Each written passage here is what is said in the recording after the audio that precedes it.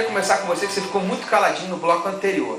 Pastor Alexandre, até que ponto essa tal diversidade, que as pessoas falam, mas tendo as denominações, eu me adapto melhor a essa denominação, eu me sinto melhor nessa. Aí o cara vai um dia num, vai no outro dia na outra, aí ele não está satisfeito, não se envolve não se submete à autoridade, aí vai na outra. Até que ponto essa diversidade faz com que justifique esses nomes, denominações e divisões?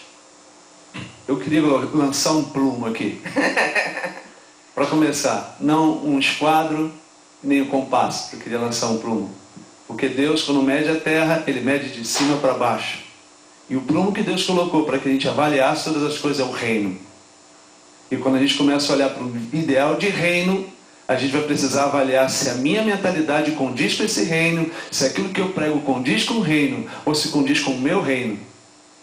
Quando eu lembro de Nimrod, eu lembro de homens que tentavam estabelecer o seu reino. E toda vez que se estabelece o seu reino, há confusão. A minha questão aqui é analisar, há confusão hoje? Se há confusão hoje, eu faço uma pergunta. Será que estamos estabelecendo o reino de Deus ou o reino dos homens? O problema não é denominação, como o irmão falou. Eu achei muito legal você falar assim, o problema é corações. Será que esses motivação. Será que a motivação é me colocar como um ícone de uma pirâmide?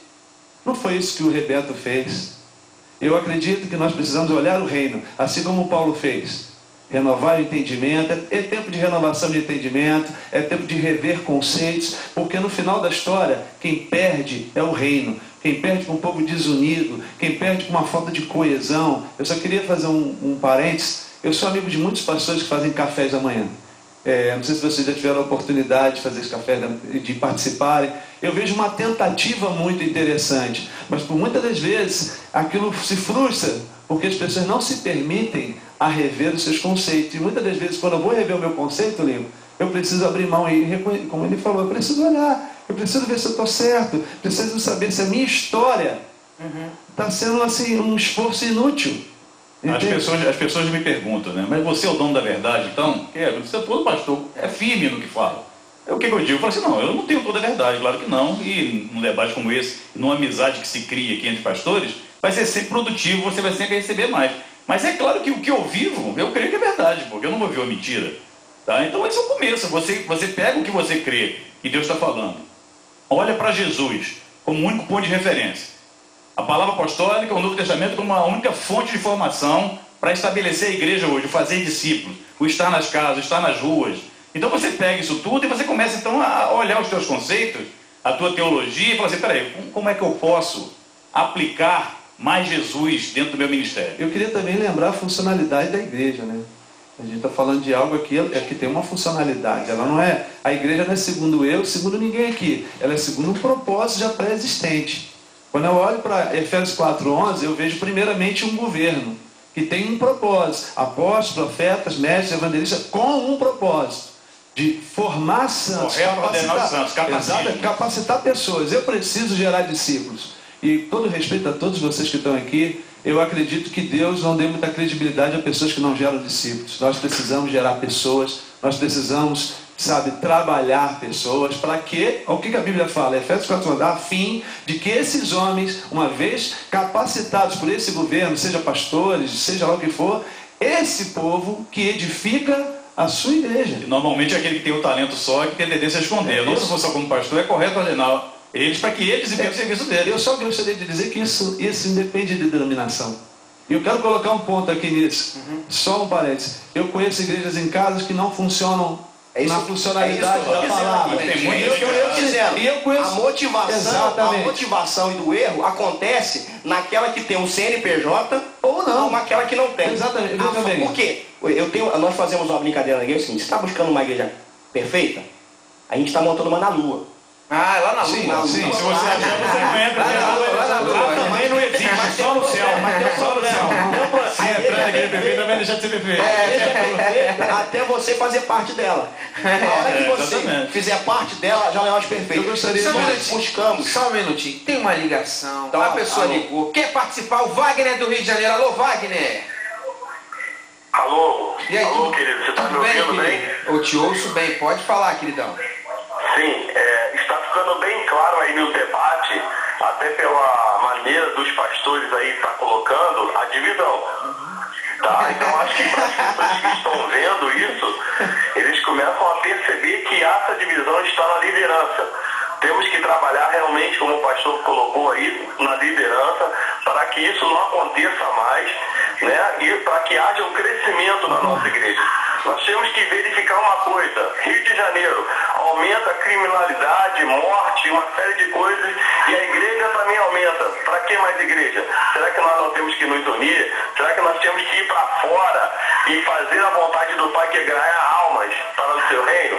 Será que é isso que está faltando? Nós colocamos a nossa mente em ganhar almas, em crescer o reino de Deus, cada vez mais trabalhar no reino. É isso que precisa, nós temos que colocar no coração. Reino de Deus. Essa é a palavra, reino. Nós precisamos crescer o reino.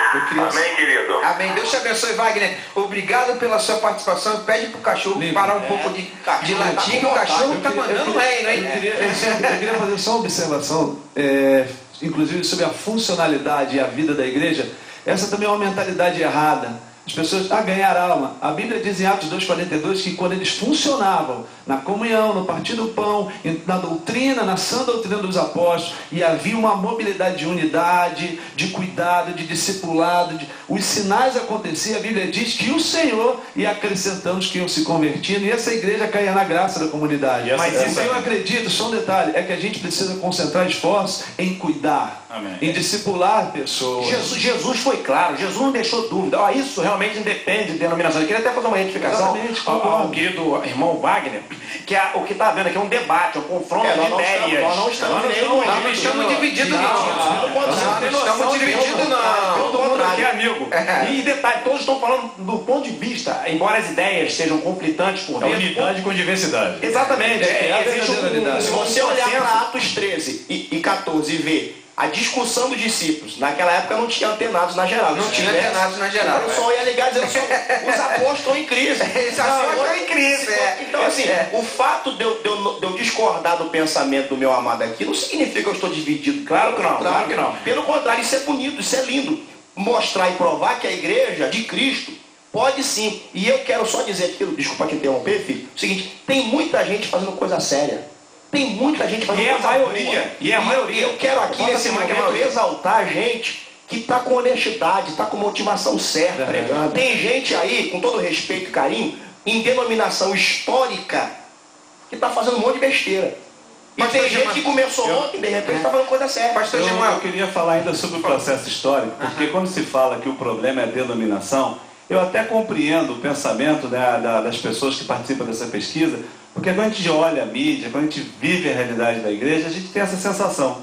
A liderança está muito dividida. E são vários interesses. Nem sempre as motivações são aquelas motivações genuínas, autênticas, com compromisso com o reino. Mas nós já vivemos um processo histórico que a igreja era uma só.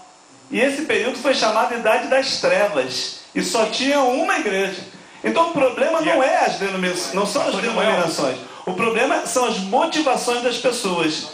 É uma pequena parcela da população evangélica que lidera, e muitas das vezes com os interesses voltados para que o seu próprio reino. É um espírito de Nirose estabelecido. Alguns dos que condenam ou que atacam, com respeito ao termo que eu vou usar aqui, são pessoas complexadas, mal resolvidas, que não admitem e não aceitam o sucesso de um ministério que cresceu, que alcançou dimensões extremas. É competição. Aí fica dizendo assim, ali na verdade o cara está pegando teologia de não sei o quê, porque não quer admitir que o cara cresceu, o cara prosperou. Glorifique a Deus, porque uma igreja tem 10 mil membros. É competição. Quem anda falando mal de outra igreja está competindo com a outra igreja. E a mensagem de Jesus, o ensinamento de Jesus, quem faz isso, seja de qualquer nome de igreja, quem faz isso está cumprindo o mandamento de Jesus.